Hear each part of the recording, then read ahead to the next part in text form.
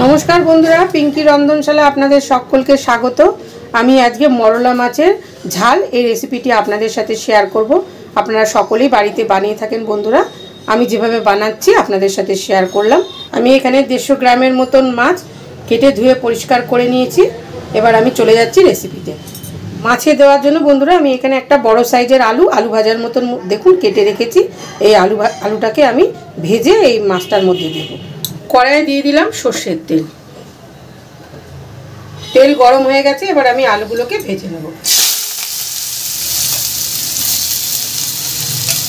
আলুর মধ্যে দিয়ে দিলাম আমি স্বাদ মতন লবণ, দিয়ে দিলাম হলুদ। আলুটাকে আমি ভালো করে একটু ভেজে নেব। মরলা মাছের ঝালের মধ্যে বন্ধুরা একটুখানি আলু ভেজে দিলে সেই মরলা মাছের ঝালটা খেতে খুবই ভালো লাগে। আলুটা কাঁচাও দেওয়া যায়, অনেকে আলুটা কাঁচাও একসাথে দিয়ে দেয়, তা আমি কাঁচা দিলাম না, আলুটাকে একটুখানি ভেজে নিলাম। যেহেতু কাঁচা আলু দিয়ে তো জল ওঠে, সেই জন্য মাছগুলো আমার খুব বেশি বড় না, ছোট ছোট, সেই কারণে মাছগুলো একদম ঘেটে যাবে, সেই কারণে আলুটাকে একটুখানি ভেজে নিচ্ছি। যতক্ষণ আলুটা ভাজা হচ্ছে বন্ধুরা চলুন ততক্ষণ মশলাটা রেডি করে ফেলি। পাটার মধ্যে দিয়ে দিলাম সামান্য পরিমাণ একটু কালো সর্ষে। এই মরলা মাছ কালো সর্ষে দিয়ে খেতে কিন্তু খুবই ভালো লাগে। দিয়ে দিলাম 3টে কাঁচা লঙ্কা। সর্ষের মধ্যে দিয়ে দিলাম সামান্য পরিমাণ একটু লবণ। মশলাটা এবার আমি রেডি করে নেব। আলুটা ভাজা হতে হতে ততক্ষণে আমার মশলাটাও হয়ে যাবে। সর্ষেটা একটুখানি শুকনো শুকনো করে বাটবো। চাইলে আমি মিক্সিতে বাটতেই পারতাম বন্ধুরা, কিন্তু অল্প সর্ষে তো বেশি ভালো বাটা হয় না, সেই কারণেই পাটাতে বেটে নিলে। আর সর্ষে বাটা কিন্তু পাটাতে বাটতে বেশি ভালো লাগে। যারা সময় নেই, পারে না, তাদের কথাটা সম্পূর্ণ আলাদা।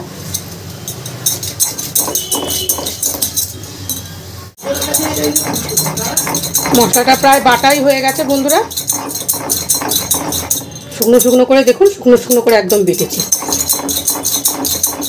বেটে রাখা সর্ষে বাটাটা মাছের মধ্যে দিয়ে দিলাম।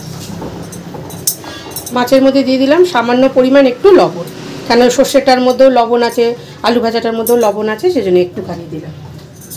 আর দিয়ে দিচ্ছি বন্ধুরা সামান্য পরিমাণ একটু হলুদের গুঁড়ো। ব্যাস, সর্ষে বাটা দিয়ে মাছটাকে ভালো করে একটু মেখে নেব।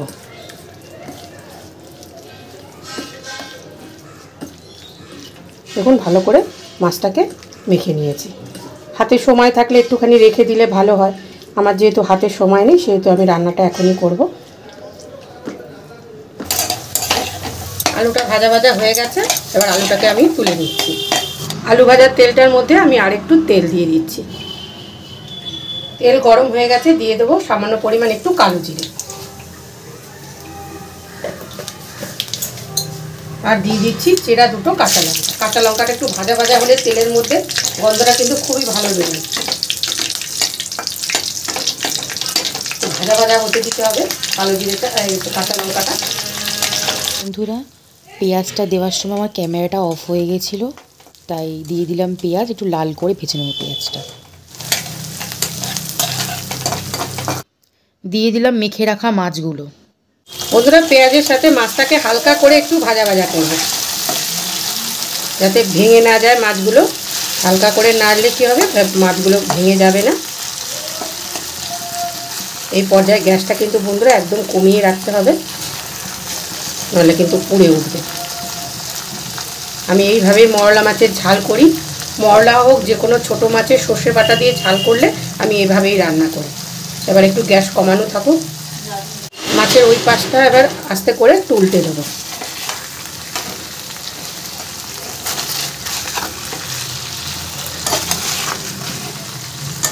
এভাবে আস্তে করে একটুখানি উল্টে দিয়ে আবার একটুখানি পাতিয়ে দেবো।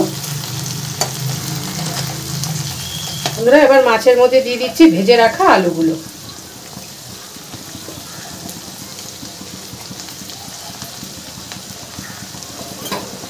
আলুটা দিয়ে মাছটাকে হালকা হাতে ভালো করে একটু নাড়াচাড়া করে নিতে হবে। এই মাছটার মধ্যে বন্ধুরা খুব একটা বেশি জল দেব না, জল দিলে জিনিসটা ভালো লাগবে না খেতে। এবার আমি কি করব, এই মাছটা যে মাখা ছিল সেই বাটিটা ধুয়ে সামান্য পরিমাণ একটু জল এটার মধ্যে দিয়ে দেবো। ব্যাস, আর এটার মধ্যে কোনো জল দেবো না। জিনিসটা একটু শুকনো শুকনো মতন হলে খেতে বেশি ভালো লাগবে। এবার আমি এই জলটাকে ফুটতে দেবো। দেখুন জলটা শুকিয়ে তেলটা ছেড়ে দিয়েছে। এই পর্যায়ে আমি একটুখানি ধনেপাতা কুচি করে রেখেছি, সেই ধনেপাতাটা দিয়ে দেবো। এই মরলা মাছ বা ছোটো মাছের ঝালে একটু ধনেপাতা দিলে সর্ষে বাটার সাথে খুবই টেস্ট লাগে বন্ধুরা। আপনারা যারা বাড়িতে এইভাবে বানিয়ে খান তারা তো জানেনই কীরকম টেস্ট লাগে। যারা বানান না এইভাবে তারা অবশ্যই এইভাবে একদিন এই ছোটো মাছের ঝাল করে খেয়ে দেখবেন, খুব ভালো লাগে। রেসিপি কেমন লাগলো বন্ধুরা অবশ্যই কমেন্ট করে জানাবেন। ভালো লাগলে একটা লাইক করবেন এবং আমার চ্যানেলটিকে বন্ধুরা একটু সাবস্ক্রাইব করবেন। এবার ধনেপাতাটা একটুখানি নরম হয়ে গেলে আমি গ্যাসটা বন্ধ করে দেবো। মাছটা কিন্তু দেখুন একদম ভিজা ভিজা হয়নি, শুকনো শুকনো হয়েছে মাছটা।